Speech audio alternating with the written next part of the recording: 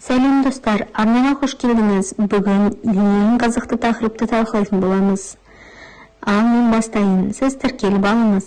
Біз қаладан сәл ғана сырттағы демалыс орнында едік. Яғни пикникке шыққанбыз. Бүгін сенбі, адам көп. Егер 1-2 сағат кешіккенімізде, киіз үйі бар жер бұйырмай қалуы мүмкін еді.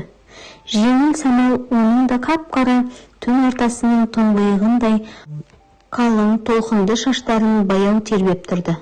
Көкшіл жұқа көйлектің астынан нәзік белі көрініп тұр. Мен артында жатып, Рита деп дауыстадым. Ол шалт, бірақ әсем қимылмен бұрылды. Көз үйрене қоймаған сәтте жүзі дұрыс көрінбеді. Күн дәл төбесінде күйдіріп тұр. Терісін сипап тұрғандай. Сол сәтте мен оның қып-қызыл көздерін шын анық байқадым. Соңғы кезде байқаймын, күндіз олар бұрынғысынан да жарқырап отырады. Қасын керіп, Рита сәлден кейіп, «Не болды? Не еткің келеді?» деді. «Жай ештеңе» деп басымды шайқадым. Деп қайтадан теріс бұрылды. Біз кафеде номер алмастырғанымызға 1 айдан асып кеткен. Рита елдің қиыр шетіндегі бір кішкентай қаладан келген. Мектепті бітірген соң осы қалаға дәрігер болу үшін оқуға түсуге келген. Биыл 2-ші рет емтиханнан өте алмай қалды. Бірақ соған қарамастан арманына қол сілтеуден бас тартты. Ол өте ашық жарқын қыз, күлімдеп жүреді үнемі. Екеуміз кездескенде түрлі махаббат хикаяларын сондай шын ықыласпен қызыға айтып береді. Бірақ бір қызығы барлық әңгімесінің соңы бірдей. Не қыз жігітті тастап кетеді, не өліп қалады, не ізім қайым жоғалады. Солай болса да Рита өте көркем баяндайды. Әңгіме арасында ойланып қалатын сәттері де бар. Маған дәл сол сәттегі жүзі ұнайды. Кенет оның иығы дірілдей бастады. Ол шулап отыр екен. Кейіпкер әйелдің тағдырына жаны ауырыпты. Мен өмірімде алғаш рет оның көз жасын көрдім. 2-3 секунд өтпесін барып, есімді жинап, оны құшағыма тартып, жылаған бетін кеудеме бастым. Іштей бір жылулық пайда болды. Бірнеше минуттан кейін ғана ол сабасына түсті. Мен оның басын ақырын көтеріп, кірпіктерін саусағыммен құрғаттым. Сосын баяуын кейіп, маңдайынан сүйдім. Рита ернін бұлтитып, бала сияқты маған қызарып қарап алды да, сосын еркелеп күлді. Бүгін ол әдеттегідей қызықты әңгімені аяқтаған соң біраз үнсіз отырды. Сосын алақанын көкке қарай созды. Көлеңкесі менің бетіме түсті.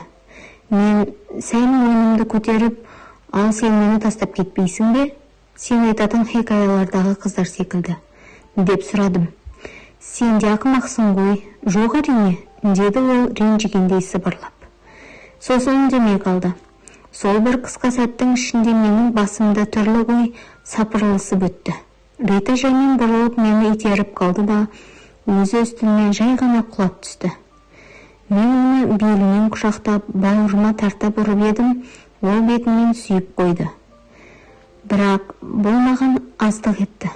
Мен ернімді тигізіп, тілім еркінен тыс, жылжып ішке қарай еніп кетті.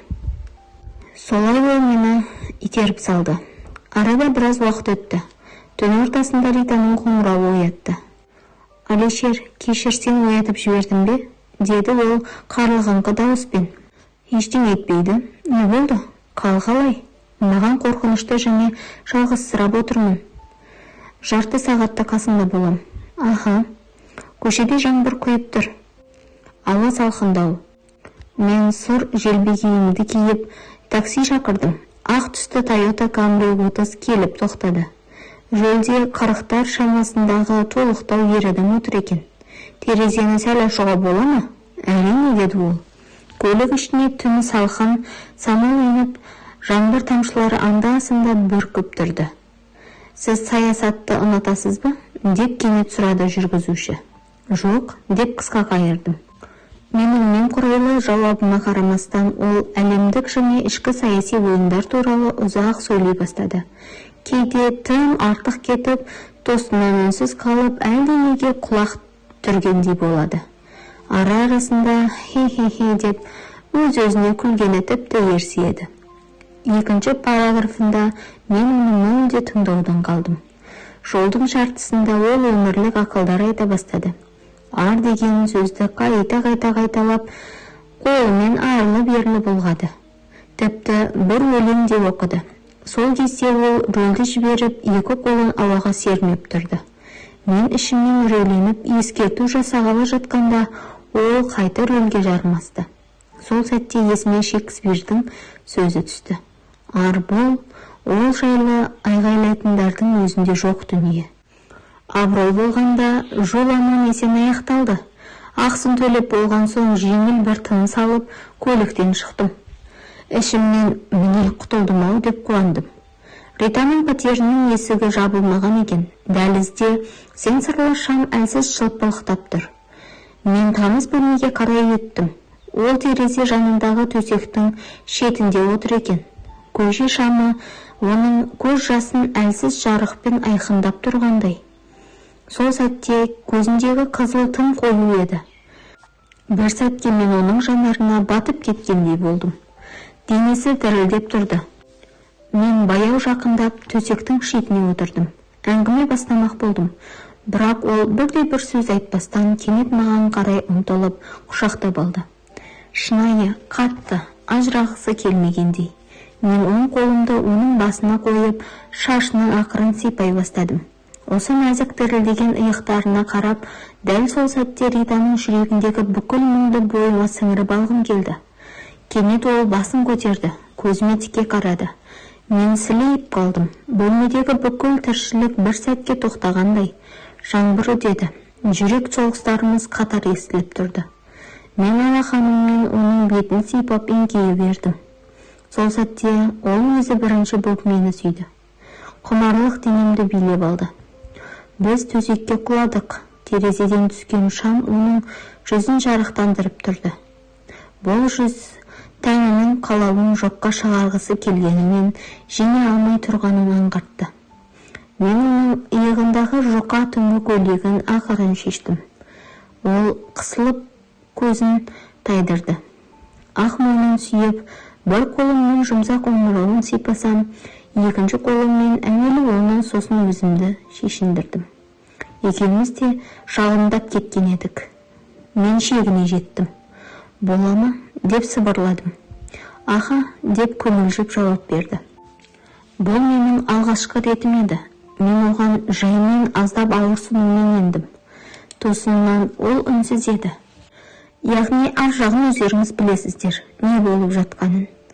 Сол сәттерде мен оның көзін көргім келді. Сол қан түстес Толстойдың романдарынан да әсерлі жанарын.